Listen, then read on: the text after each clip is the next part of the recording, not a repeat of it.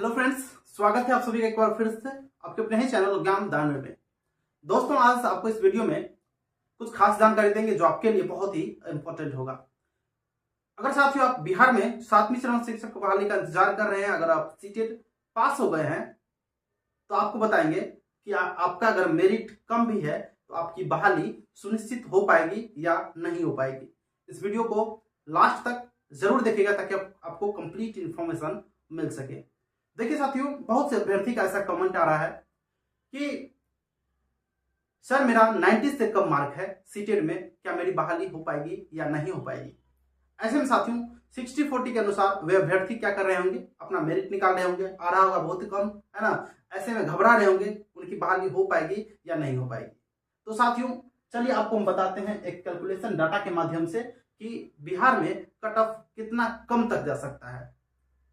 80,000 पर बहाली आनी है 1 to 8 के लिए, तो इसके आधार पर आपको हम बताते हैं। सबसे पहले बिहार में जो सीटेट पास अभ्यर्थी हैं अभी तक कुल जितना सीटेट हुआ है ना, जो कि आपको 7th फेज में भाग लेंगे, है ना, वो टोटल कितने अभ्यर्थी अभी तक हैं। अभी तक देखिए आपको बताते हैं। सबसे पहले यहां पर सीटेट 2022-23 जो कि सेकेंड टाइम ऑनलाइन हुआ है, जिसका पिछले दिन रिजल्ट आया है। आपने देखा होगा बहुत से अभ्यर्थी क्वालिफाई किए हैं और अच्छा मार्क्स लाए हैं, है ना। इसमें देखिए 1 to 5, देखिए साथियों आपको यह डाटा सवेरे में अखबार के माध्यम से मिल गया होगा, लेकिन आपको डाटा अवेलेबल कराने का मुख्य मेरा उद्देश्य नहीं है, आपको यह पता होगा। लेकिन मूल उद्देश्य है मेरा कि अभी तक बिहार में कुल कितने अभ्यर्थी, मूल अभ्यर्थी पास है, ओरिजिनल अभ्यर्थी, है ना, जो कि 7वीं चरण शिक्षक बहाली में भाग लेंगे। तो इसके लिए हमको यह लिखना पड़ रहा है ना। देखिए 1 to 5 में 4 लाख स्टूडेंट क्या किए थे, अपीयर किए थे।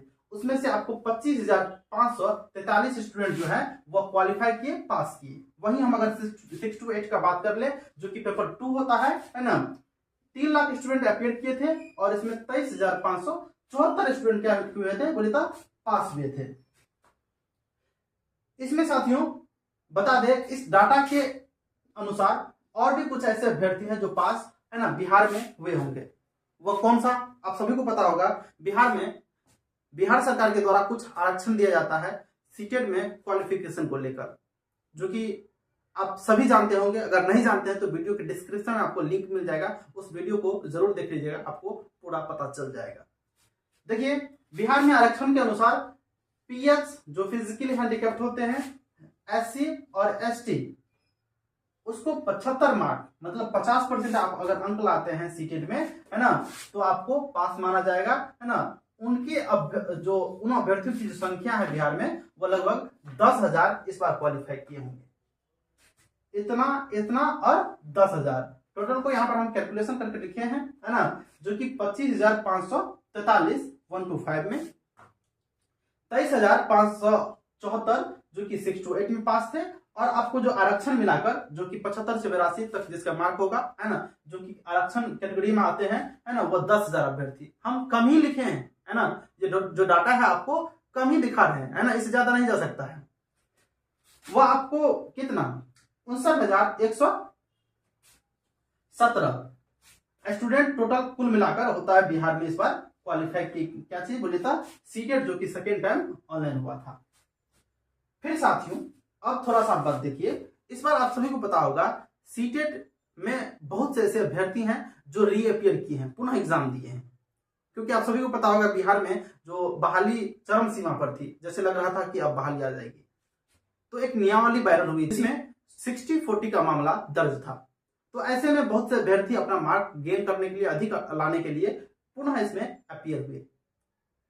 तो इसके आधार पर आपको बता दें कुल 50%, हम आपको कम बता रहे हैं, 50% से भी अधिक अभ्यर्थी इसमें रीअपियर हुए थे, पुनः एग्जाम दिए थे। तो अगर इसमें से हम अगर 50% घटा लेते हैं, है ना, तो आपको कितना इसमें 59,000, है ना, 117 में से 50% घटा लेते हैं तो 59,558 स्टूडेंट क्या होते हैं, कुल आ जाते हैं, जो कि इस बार मूल अभ्यर्थी 2022 से 23 सेशन में पास हुए हैं, जो कि रीअपियर नहीं थे।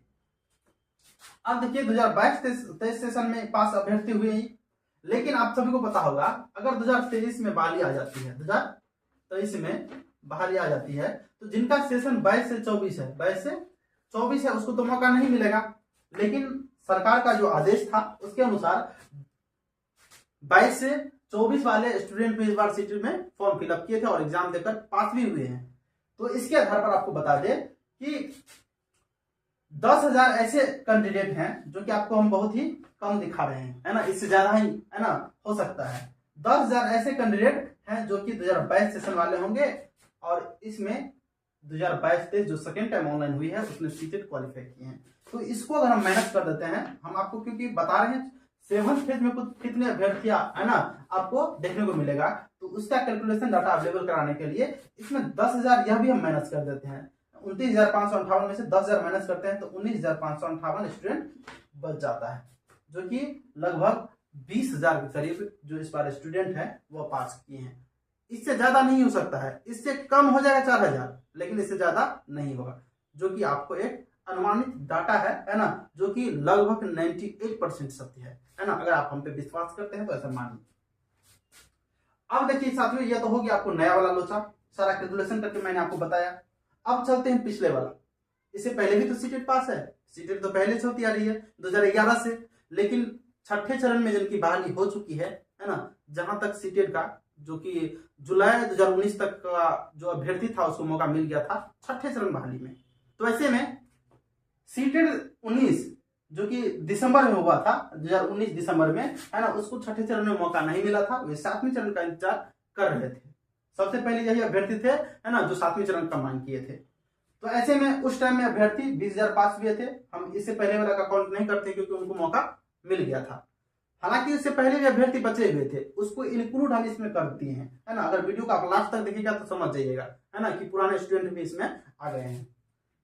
सीटेट 2021 जो जनवरी कोरोना काल में हुआ है उसमें 30,000 स्टूडेंट पास थे, और जो फर्स्ट टाइम ऑनलाइन हुआ है सीटेट 2022, है ना, उसमें 40,000 स्टूडेंट पास थे। तो कुल मिलाकर कितना हो गया, 20, 30 और 40, तो 90,000 स्टूडेंट इसमें क्या हो गया बोले तो टोटल क्वालिफाई था, ये तीनों सीटेट मिलाकर। तो आपको पता होगा इसमें क्या था कि सीटेट पुनः अभ्यर्थी देते रहते हैं अपना मार्क को बढ़ाने के लिए, ऐसे में उनका मेरिट अच्छा बनता है ना। तो रीअपियर जो स्टूडेंट किए थे पुनः एग्जाम वाले, वो लगभग 40% स्टूडेंट इसमें भी थे जो तीनों सीटेट मिलाकर, है ना, पास हुए थे। 40% स्टूडेंट को अगर हम इसमें से माइनस कर देंगे तो आपको पता है कितना होगा, है ना, बिल्कुल परफेक्ट डाटा है। देखिए 90,000 में से अगर 40% डाटा को माइनस कर देते हैं तो आपके पास बचता है 54,000, जो कि मैंने इससे पहले वाले वीडियो में बताया था कि पुराने वाले स्टूडेंट केवल 50,000 हैं, है ना। 50,000 स्टूडेंट को क्या बोलिए था, है ना, पुराने में मैंने काउंट किया था, तो जो कि अभी मैंने 54,000, है ना, काउंट किया। अब देखिए ये 40% घटाने के बाद कितना है, 54,000, जो कि पुराने वाले स्टूडेंट थे, पुराने वाले सीटेट क्वालिफाइड स्टूडेंट थे।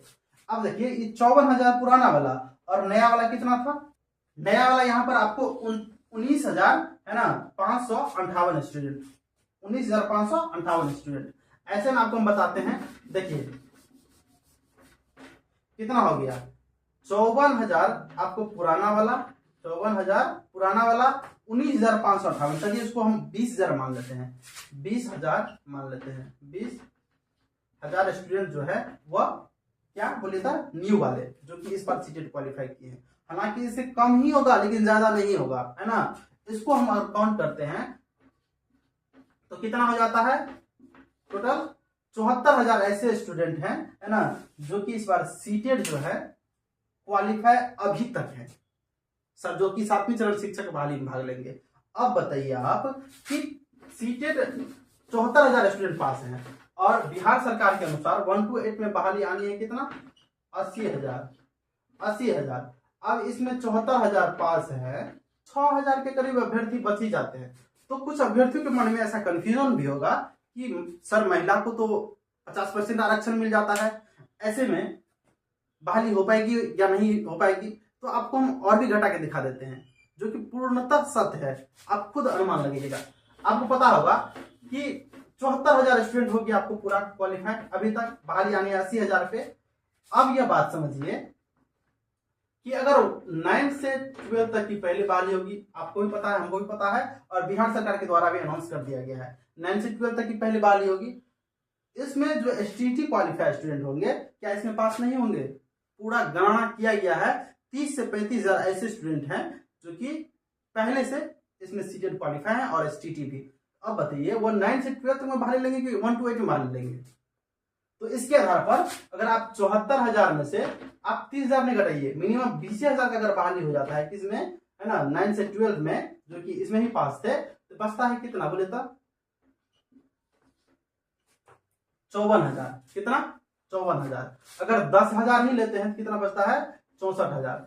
अब देखिए इसके आधार पर आप समझ सकते हैं कि बिहार में जो बहाली होने वाली है 7वीं चरण की, उसमें मेरिट कितना कम तक जा सकता है। देखिए साथियों, यह अभी तक का जो क्वालिफाइड स्टूडेंट था, हम इसके आधार पर काउंटिंग करके आपको बताए, गणना करके। लेकिन बहाली तो अभी आई नहीं है और ना ही दूर दूर तक चांस लग रहा है कि अभी बहाली आएगी। इसके लिए साथियों, अगर आपका कम परसेंटेज बन रहा है या ज्यादा भी है, आप होशियार खुद को नहीं समझिएगा कि आपका परसेंटेज ज्यादा है ना, तो सभी अभ्यर्थी एक साथ मिलकर एक मंच पर आकर आप बहाली के लिए, आंदोलन के लिए आवाज उठाइए। आंदोलन अगर करते हैं तो बहाली अगर आ जाती है, अगला सीटेट नहीं आपको झेलना पड़ता है, तब आपकी बहाली सुनिश्चित हो पाएगी। अन्यथा अभ्यर्थियों की संख्या में और भी वृद्धि होगी और जिनका कम मेरिट है उनकी बहाली नहीं हो पाएगी। लेकिन है ना, अभी अगर बिहार सरकार के द्वारा 1 to 8 की बहाली दे दी जाती है या नोटिफिकेशन भी निकाल दी जाती है, तो जितने अभ्यर्थी पास हैं कम से कम उनका बहाली हो पाएगा। ऐसे में आप समझ गए होंगे कि अभी तक कितने स्टूडेंट पास हैं और कितने परसेंट स्टूडेंट तक का बहाली हो पाएगा। जिनका कम भी मेरिट है, 52% भी है ना, तो उनका निश्चित रूप से बहाली होगा। आप ऐसा समझिए, अगर बहाली आ जाती है आपके मेहनत के कारण। तो चलिए साथियों, आज के वीडियो को यहीं पर हम अंत करते हैं। तब तक के लिए थैंक्स फॉर वॉचिंग। वीडियो में तक पढ़ें तो